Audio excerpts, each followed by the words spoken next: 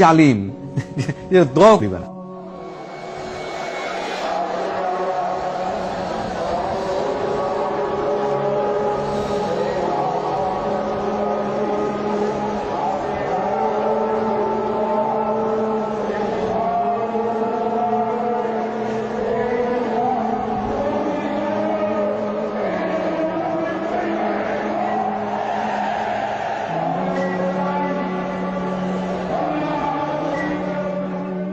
দুপুর থেকে ঢাকার বিভিন্ন পয়েন্টে অবস্থানকারী হেফাজত কর্মীরা মতিঝিলের দিকে আসতে থাকে।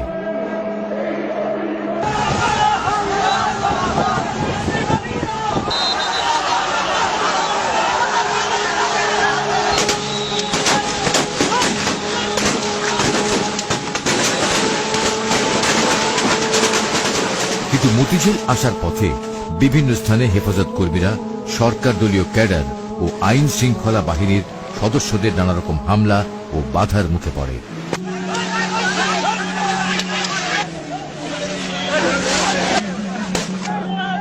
সবচেয়ে ভয়াবহ হামলা করা হয় মতিঝিলের প্রবেশ মুখ পল্টন এলাকায়। এখানে পুলিশ, র্যাব ও আওয়ামী সন্ত্রাসীদের ত্রিমুখী হামলায় হেফাজত কর্মীরা দিশেহারা হয়ে পড়ে।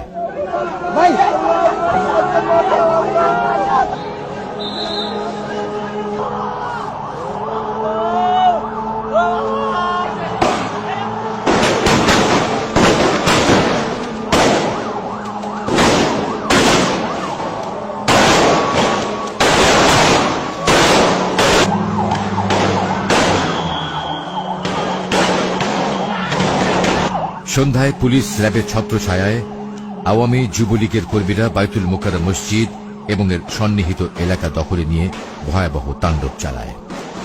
পল্টন এলাকার অফিস, ব্যবসা প্রতিষ্ঠানে ভাঙচুর, লুটপাট ও অগ্নিসংযোগ করে ত্রাসের রাজত্ব সৃষ্টি করে।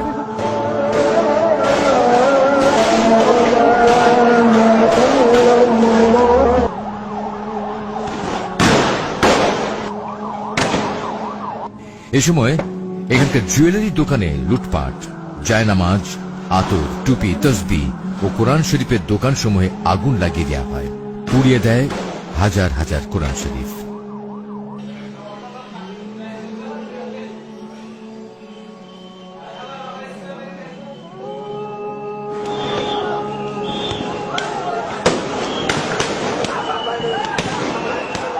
পুলিশ ও আওয়ামী সন্ত্রাসীদের হামলায় সমাবেশে আসার পথেই অন্তত 20 হেফাজত কর্মী নিহত হয়।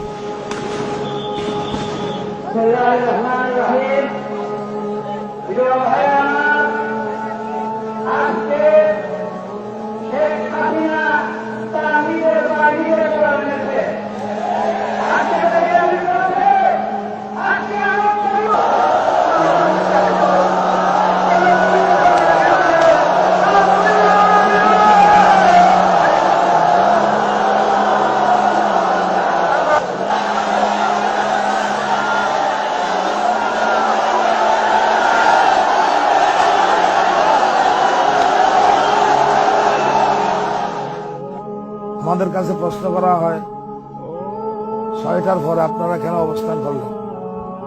পুলিশ বাহিনী, র্যাব এবং আওয়ামী ফেডাররা তাদের দেয়া টাইমের ভিতরে আমাদের 20 জনের মতো মানুষকে তারা নিহত করেছে। যেখানে আমাদের এত নেতাকর্মী শহীদ হয়, নিহত হয়, তাদের রক্তের বদলায় সেই প্রতিবাদে আমরা কি একটা রাত অবস্থান করতে পারি না?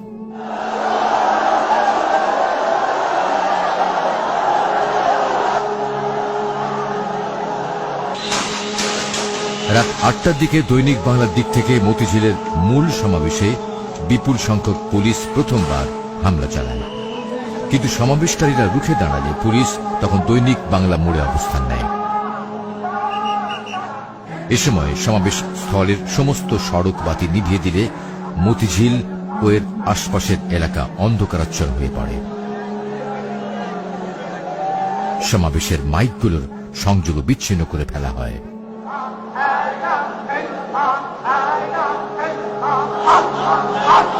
সমাবেশ থেকে বলা হয় তাদের নেতা আল্লামা শফি মতিঝিলে এসে পরবর্তী কর্মসূচি ঘোষণা না করা পর্যন্ত তারা মতিঝিল এলাকা ত্যাগ করবেন না।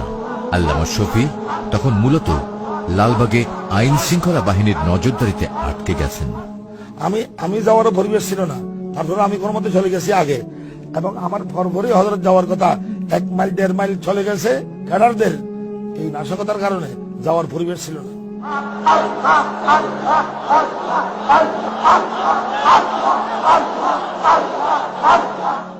যারা বেশি ক্লান্ত হয়ে গেছে তারা ঘুমে গেছে, আর বাকিরা জিকির করতেছে।